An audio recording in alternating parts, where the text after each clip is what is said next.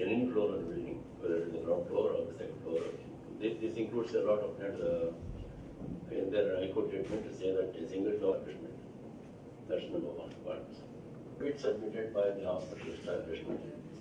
Will you because most of the single doctor clinics or hospitals, they do submit the affidavit in the proper form and see that they implement it for the last 40 years. This is also specific appeal to the Health Minister regarding such an example ground floor and with a 10 meter site and 500 meters square meters construction area. If they are given an exemption on this particular aspect, definitely it will be great relief to all these hospitals and this thing. The third single appeal to you, sir, there should be an exemption for a strong standing hospital. ఈ fire department చిన్న సమస్యలను పరిష్కరించడం కోసం health అలాగే education అలాగే municipal administration ఈ 4 శాఖలతోటి ఇవాళ సమావేశమయ్యాం. ఈ సమావేశానికి హెల్త్ మినిస్టర్ గారు మరి కామినేని శ్రీనివాస్ గారు హాజరయ్యారు. మా ప్రిన్సిపల్ సెక్రటరీ కానీ మా డైరెక్టర్ కానీ వీళ్ళందరూ హాజరయ్యారు. ఇంకా మున్సిపల్ మినిస్టర్ గారు లేరు, అలాగే హెల్త్ మినిస్టర్ ఎడ్యుకేషన్ మినిస్టర్ గారు ఇద్దరు లేరు కనుక ఆ సమస్యని ఎడ్యుకేషన్ మినిస్టర్ వచ్చిన తర్వాత హెల్త్ మినిస్టర్తో మళ్ళీ మళ్ళీ కలిసి మాట్లాడాలని దీంతో మళ్ళీ చెప్పడం జరిగింది. హెల్త్కి సంబంధించి హాస్పిటల్స్ కానీ ఇటు కమర్షియల్ కాంప్లెక్సెస్ కానీ ఇటు స్కూల్స్ కానీ ఈ 3-4 గంటల్లోని ఈ ఫైర్ పర్మిషన్ విషయంలో కొంచెం ఇబ్బందులు ఉన్నాయి. దీనికి మరి సుప్రీంకోర్టు గైడ్లైన్స్ ప్రకారమే మనం ఇప్పుడు వరకు నడుస్తున్నాం. దాని మీద ఈ పర్మిషన్ కొన్ని రావట్లేదని చెప్పి డాక్టర్స్ రిప్రజెంటేషన్ ఇచ్చారు. ఈ డాక్టర్స్ ప్రతినిధులు వచ్చారు, అలాగే బిల్డర్స్ ప్రతినిధులు కూడా వచ్చారు. వీళ్ళందరితోటి మాట్లాడి వాళ్ళ సమస్యలన్నీ కూడా మేము తీసుకోవడం జరిగింది. మాట్లాడిన తర్వాత రికార్డ్ చేసాం. అలాగే మళ్ళీ మేము డిపార్ట్మెంట్ పరంగా మంత్రులు మీ అందరం కూర్చొని డిస్కస్ చేసి దానికి ఒక సొల్యూషన్ చేయాలన్నది మేము చేయడం జరిగింది. ఏదేమైనా సుప్రీంకోర్టు గైడ్లైన్స్ ప్రకారం వెళ్ళాలి. అలాగే ప్రభుత్వ పరంగా కొన్ని సులభతరం చేయాలి. ఎందుకంటే వాళ్ళు చెప్పిన దాంట్లో కూడా కొంత ఇబ్బంది లేని పరిస్థితులు ఉన్నాయి. అలాగే సింగిల్ ఫస్ట్ ఫ్లోర్ వరకు కూడా మాకు పర్మిషన్ ఇవ్వండి అని చెప్పారు. అలాగే ఫ్లాట్లలో కూడా పర్మిషన్ ఇవ్వండి అని చెప్పారు. దాని మీద డాక్టర్స్కి సంబంధించిన చిన్న విషయాలు ఉన్నాయి, దాన్ని కూడా పరిష్కరించాలి. అలాగే బిల్డర్స్ రాబోయే రోజుల్లో కూడా మున్సిపల్ అడ్మినిస్ట్రేషను అలాగే ఫైర్ అంతా కూడా కోఆర్డినేట్ చేసుకుని పర్మిషన్స్ అన్నీ కూడా రేపు ఏ బిల్డింగ్ ఇచ్చినా, కమర్షియల్ కాంప్లెక్స్ ఇచ్చినా, హాస్పిటల్ ఇచ్చినా, ఏమి ఇచ్చినా ఈ గైడ్లైన్స్లోనే రావాలి, ఫైర్ గైడ్లైన్స్లోనే రావాలన్నది చెప్పాం. అలాగే మున్సిపల్ అడ్మినిస్ట్రేషన్ కూడా ఆదేశాలు ఇవ్వడం జరిగింది.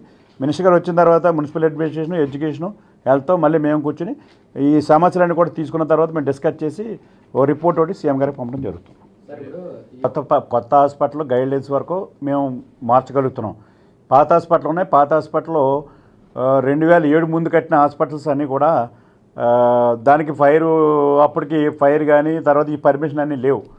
దానికి ఇప్పుడు వాళ్ళందరూ అయితే ఫైర్ మనం రెగ్యులర్ చేయలేమని చెప్పాం. దాని మీద ఏమేమి సలహాలు సూచనలు ఇచ్చి దాని మీద ఏం చేయాలి ఏంటన్నది మేము డిస్కస్ చేసి కొంచెం గైడ్లైన్స్ ఇస్తామని చెప్పాం. ఇప్పటికీ కూడా మొత్తం ఇలాంటి గైడ్లైన్స్ సుప్రీంకోర్టు గైడ్లైన్స్ ప్రకారమే మనం పర్మిషన్ ఇస్తాం. ఎవరికి కూడా కొత్త పర్మిషన్ ఇందులో గైడ్లైన్స్లో రాని ఎవరికి కూడా పర్మిషన్ ఇవ్వట్లేదు. ఇలాంటి హాస్పిటల్ పాత బిల్డింగ్స్ అనేవి ఉన్నాయన్నట్లు కూడా దాన్ని ఒకసారి ఏం చేయాలి ఏంటన్నది మళ్ళీ మాట్లాడి మళ్ళీ డెసిషన్ ఇవ్వటం జరుగుతుంది. అంటే పూర్వం నుంచి హాస్పిటల్ ఉన్నాయి, కొత్తగా హాస్పిటల్ ఉన్నాయి.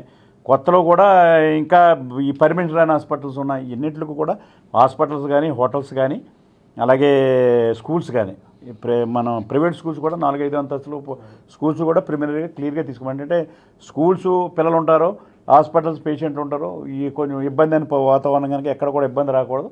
దాని మీద క్లియర్గా మళ్ళీ రిపోర్టు వచ్చి ఇవన్నీ కూడా ఎలా చేయాలని 4 మంత్రులు వచ్చిన తర్వాత మళ్ళీ మేము కూర్చొని మాట్లాడి ఫైనల్ చేయడం. ఫైర్ సేఫ్టీ కొత్త స్కూల్స్ అన్నిటి కూడా ఖచ్చితంగా ఫైర్ సేఫ్టీ లేకుండా ఎక్కడ పర్మిషన్ లేదు.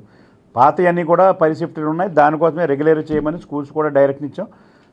సింగిల్ స్కూల్స్ అంటే ఫస్ట్ ఫ్లోర్ ఉన్న స్కూల్స్ కానీ హాస్పిటల్ కానీ ఒకే ఫ్లోర్లో ఉన్న దానికి ఎక్కడ ఇబ్బంది లేదు.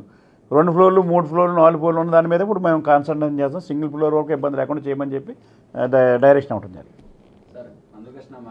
ఇప్పుడు ఏదైనా ఒక లా అండ్ ఆర్డర్ కాపాడాలంటే ఏదో కార్యక్రమం చేయాలి. మేము పర్మిషన్ లేకుండా చేస్తే పర్మిషన్ లేదు, పర్మిషన్ ఇవ్వలేను అన్నప్పుడు మానేయవలసిన అవసరం ఉంది. కానీ పర్మిషన్ ఉండగా మేము చేస్తామంటే ప్రభుత్వం ప్రజలకు ఇబ్బందిగా కార్యక్రమాలు చేస్తే ప్రభుత్వం ఊరుకోదు. దాంట్లో భాగంగా ముందస్తు చర్యలు మా డిపార్ట్మెంట్ తీసుకుంటుంది. ఏమి ఇబ్బంది లేదు.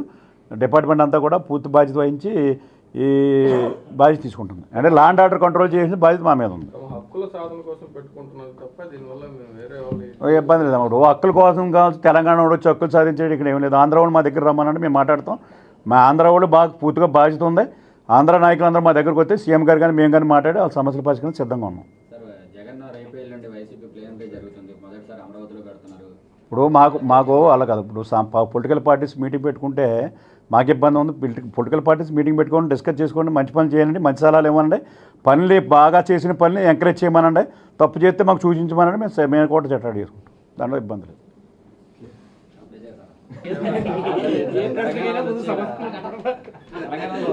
ఏంటి మందకృష్ణ పేరు చెప్పుకుని తెలంగాణ వాళ్ళు ఎవరికి మందకృష్ణ బేసికల్ తెలంగాణ ఆయన అంటే ఇప్పుడేదో డైలాగ్ వేశారు. నేను చెప్పాను కదా, నేను ఆంధ్ర వాళ్ళు రమ్మని మాట్లాడతామని చెప్తాను. ఇబ్బంది ఉంది.